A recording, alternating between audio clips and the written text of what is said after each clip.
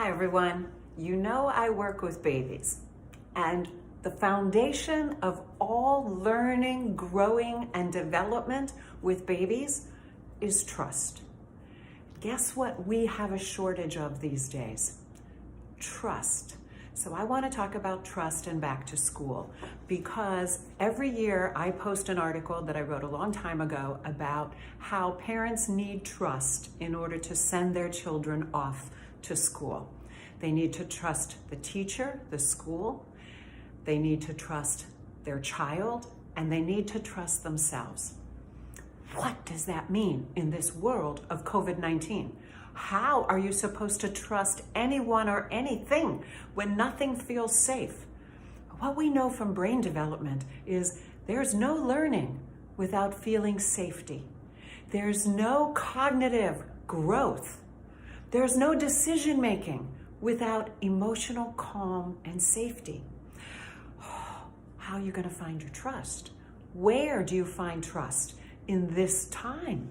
So what I want to talk about is how this year is different, but based on everything that we've always believed in years past.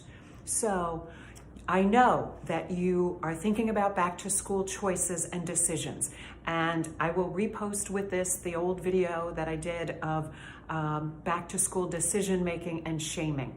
But what I want to tell you is, with that decision, you cannot go forward without trust. So in the days and weeks ahead, I urge you to explore where you will find and build trust, whether you are the parent or whether you are the school trying to bridge to the family, or whether you're me trying to help parents feel comfortable coming back to my outdoor program. I mean, I'm in this with you very much.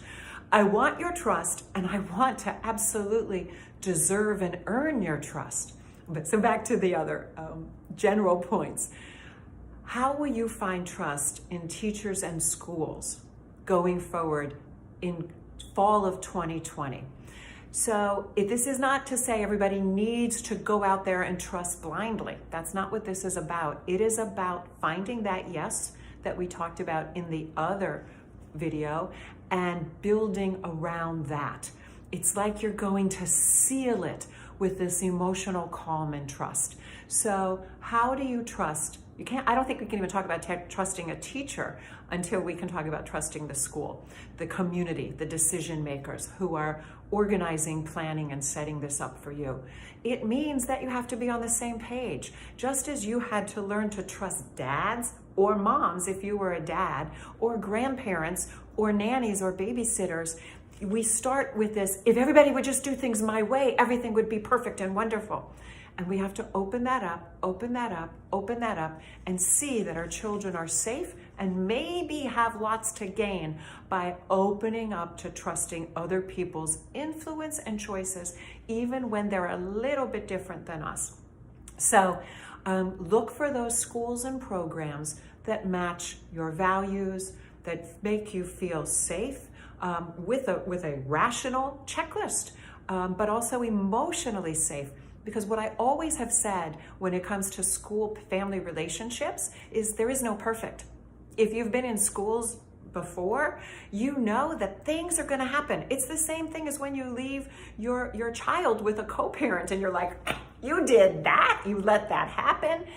Things are going to happen that are gonna create doubt, guilt, and anxiety. And you need to be a team with that person, that school, that community. You need to feel heard and seen. You need to have voice and choice, and you need to be able to surrender some of those choices and decisions to their experience, authority, generosity, and their team, because they aren't doing this alone. So when you choose a school, make sure that you feel like they've dotted their I's and crossed their T's, that you're kind of on the same page, and that you can have those ongoing conversations.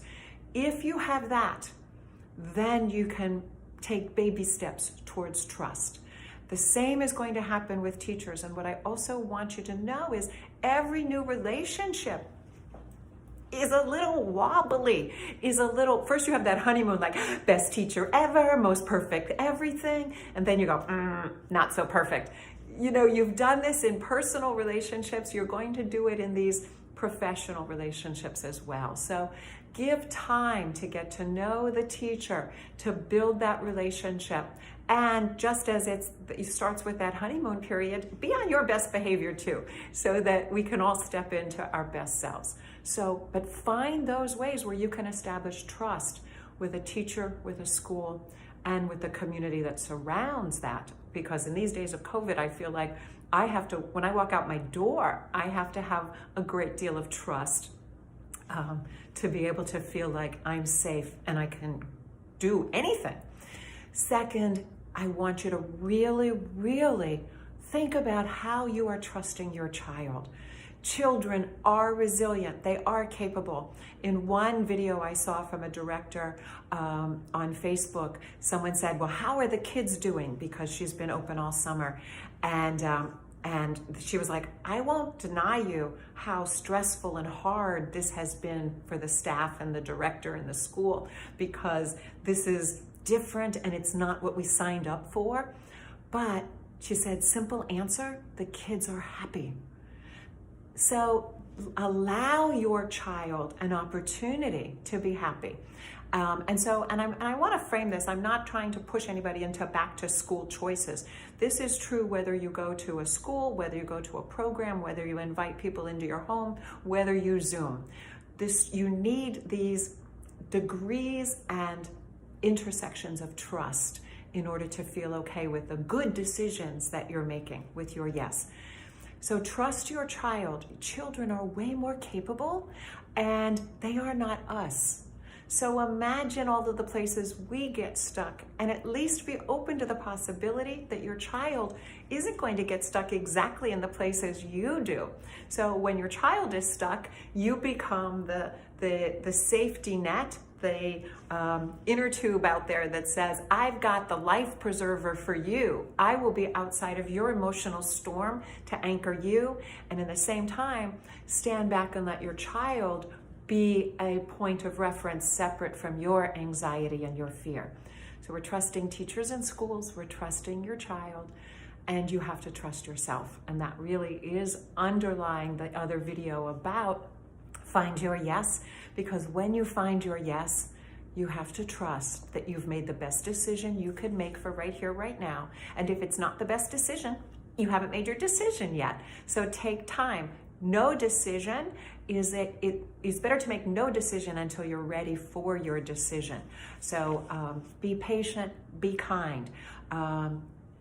Realize that trust is essential so that you can search for it, build it, co-create it. Finally, there will be situations where you don't feel trust. I ask you, as someone who is trying to create a program and experiences for families and children, try not to get angry at the situations and people that you aren't trusting right now.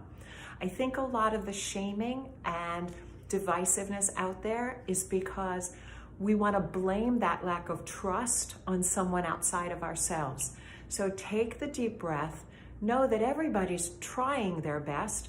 We may not all be on the same page or operating from the same facts, but I think that the reactivity to a lack of trust is going to hurt all of us. So if we can respect that what I offer may not be what's right for your family, we'll catch you later.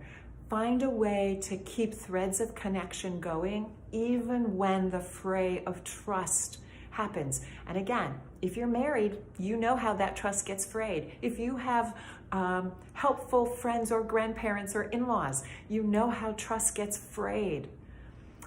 Think about our mission over this journey of COVID and back to school, of building trust so that we can all feel a little bit more comfortable in our decisions. Take care, everyone. We've got this together.